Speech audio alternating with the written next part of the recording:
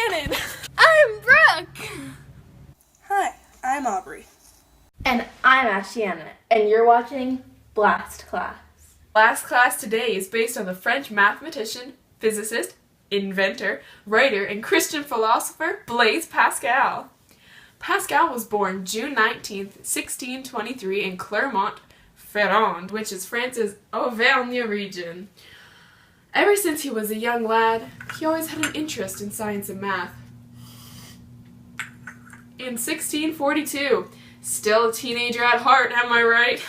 Anyways, at the age of 19, he started inventing calculators. After 3 years and 50 prototypes, he built 20 finished machines, establishing him as one of the main inventors of the mechanical calculator. His father died in 1651 following a religious experience in late 1654. He began writing influential works on philosophy and theology. Pascal had poor health, especially after the age of 18, and he died just 2 months after his 39th birthday. That's why you gotta keep drinking your healthy herbal tea, am I right? He lost his mother, Antoinette Begon, at the age of 3. His father, Etienne Pascal, who also had an interest in science and mathematics, was a local judge and member of Noblesse de Robe. Pascal had 2 sisters, the younger Jacqueline and the older Gilbert. Pascal continued to influence mathematics throughout his life. His Traité du triangle arithmétique, treatise of the arithmetical triangle of 1653, described a convenient tabular presentation for binomial coefficients, now called Pascal's triangle.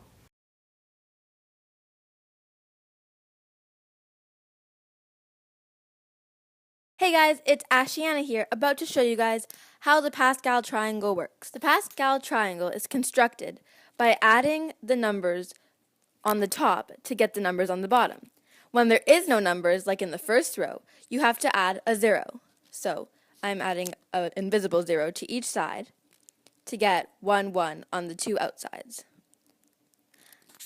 And then I would add 1 plus 1 to get 2 for the inside. And then so on. So 2 plus 1 to get 3. And then for each time I have to also do the middle number, so 3 plus 3 equals 6. But I have to remember that when I'm going down, I always have to remember to add the 0. So I get the 1.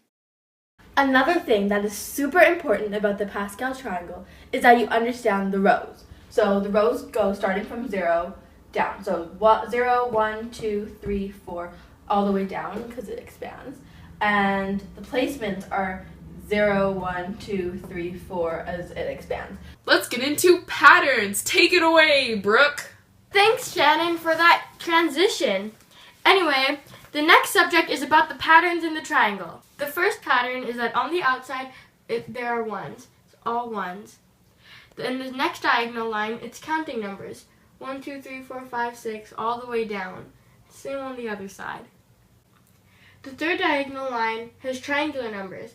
Triangular numbers are numbers that can create equilateral triangles. Like this.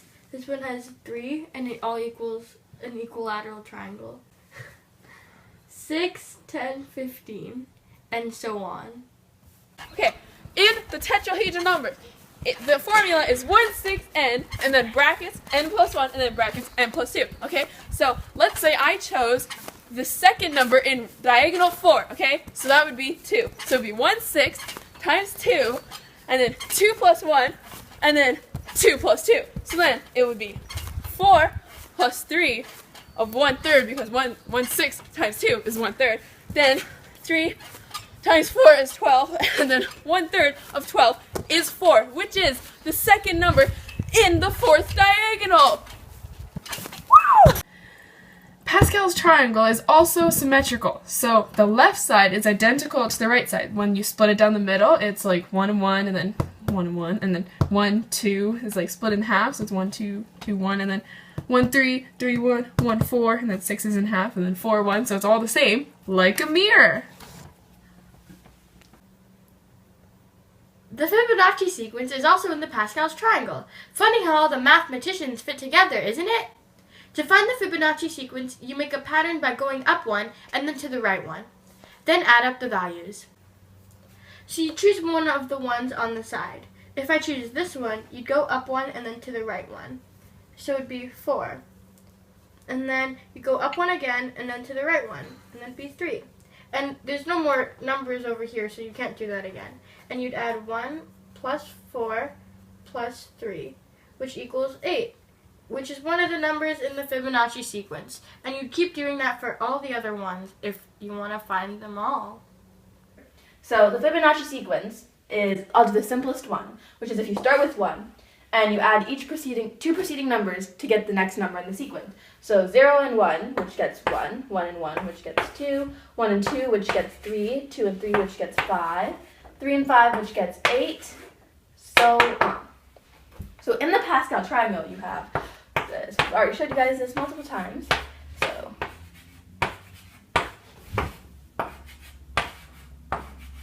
to get the Fibonacci sequence, there's 2 ways. So Brooke already showed you guys the first way, but the second way is by diagonals. So the first diagonal, you get 1 for 1, and you get 1 for 1, and you get 2 1s for 2, 2 1 for 3, 1 3 1 4 5, 1 3 4 for 8, and then you've got the same number. So 1 1 2 3 5 and 8, and the Fibonacci sequence will keep going on, and so will the Pascal triangle. So they will keep staying in sync, and that's how they're relating. So this is the 11 powers rule.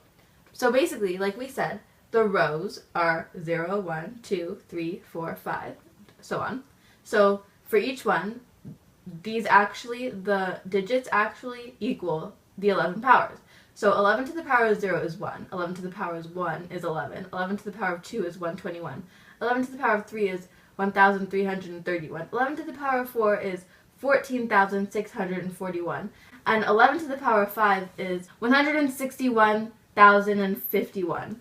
So you get this number from this number, which is 15101051, and here you get 11 to the power of 5, which is 161051 by going 1, and then you add these two together, so they go here. So 5 plus 1 is 6, and then 0 plus 1 is 1, and then 0 is 0, and then 5 is 5, and 1 is 1.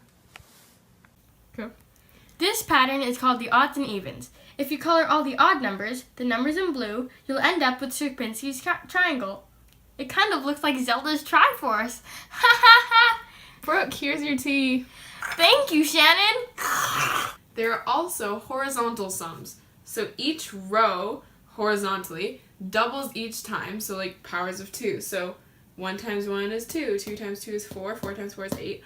But also, if you add up the ones in that row, it equals the doubles of 2. So, for example, the last one, which equals 32, if you do 1 plus 5 plus 10 plus 10 plus 5 plus 1 equals 32, which is also the doubles if you go down.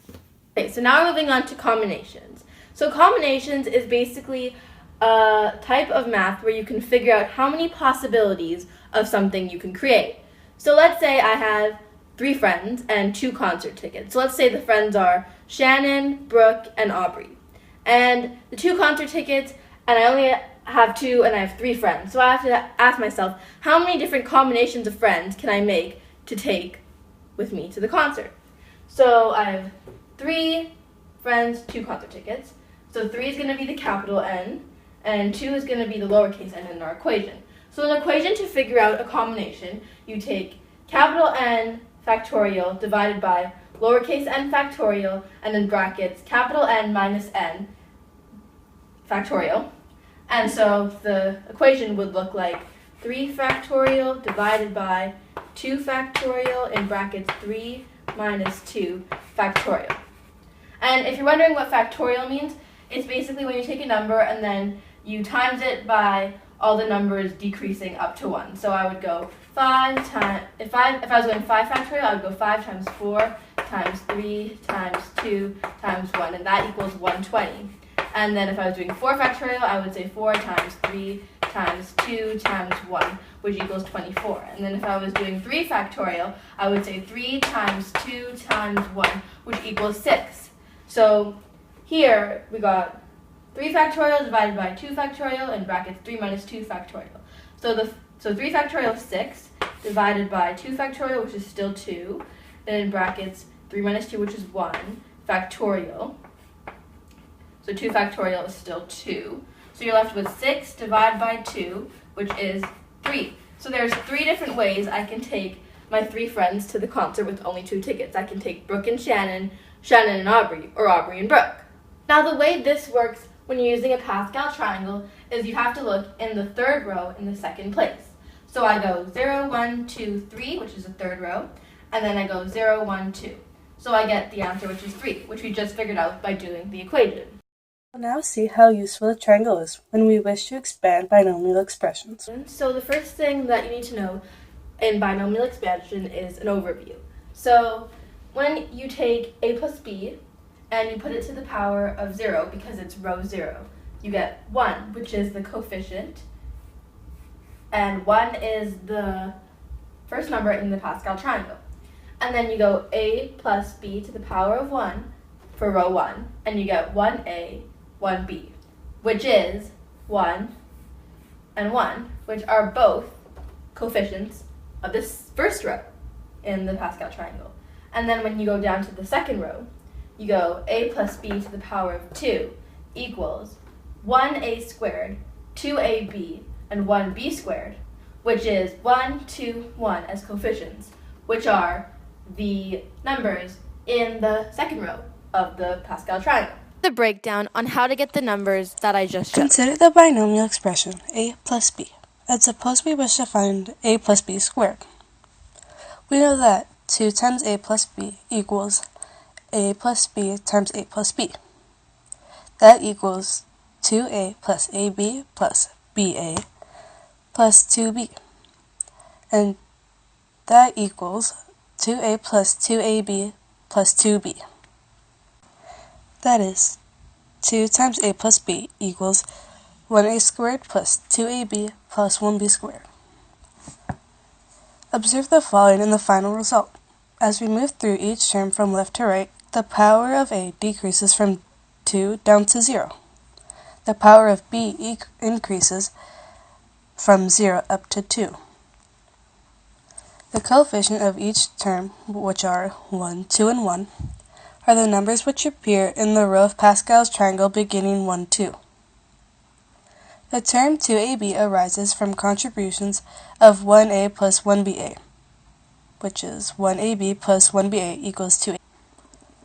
If we want to expand a plus b to the power of 3, we select the coefficients from the row of the triangle beginning 1, 3. These are 1, 3, 3, 1. We can immediately write down the expansion by remembering that for each new term we decrease the power of a, this time starting with 3, and increase the power of b. So a plus b to the power of 3 equals 1a to the power of 3 plus 3a squared b plus 3ab squared plus 1b to the power of 3. We note that the term 3ab squared, for example, arises from the two terms ab squared plus 2ab squared. Again, this is the link with the way 3 is generated in Pascal's triangle, by adding the 1 and 2 in the previous row.